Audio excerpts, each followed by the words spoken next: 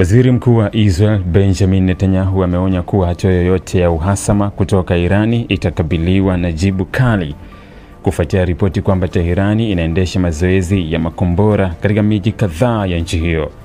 Onyo hilo linakuja wakati hali ya mvutano kati ya mataifa hayo mawili ikiendelea kuongezeka. Akizungumza katika mkutano wa pamoja na viongozi wa Ugiriki na Cyprus, Netanyahu alisema Israel inafahamu kikamilifu mazoezi ya kijeshi yanayoendelea Irani imechukua maandalizi muhimu. Ni uko wazi hatua yoyote itajibiwa kwa nguvu kubwa. Vyombo vya habari vya serikali ya Irani viliripoti jana Jumatatu kwamba mazoezi ya makombora yanafanyika kama sehemu ya kuonyesha uwezo wa kujilinda. Shirika la habari la Fars ambalo linahusishwa na jeshi la walinzi wa mapinduzi ya Kiislamu lilisema kwa mazoezi hayo imeshuhudiwa katika miji ya Teherani, Isfahan, Mashhad na Mahabad kwa mujibu wa taarifa za mashuhuda na ripoti za umma. Televisheni ya taifa ya Iran ilirusha video iliyodaiwa kuhusishwa na makombora, ingawa baadaye ilikanusha madai hayo.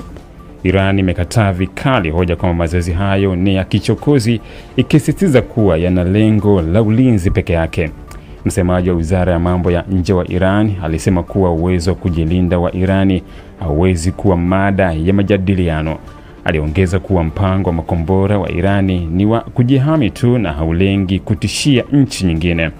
Wakati huo Netanyahu amesema anatarajiwa kujadili swala la nyuklia la Irani na vitisho vya kikanda na rais wa Marekani Donald Trump katika ziara ijayo nchini Marekani.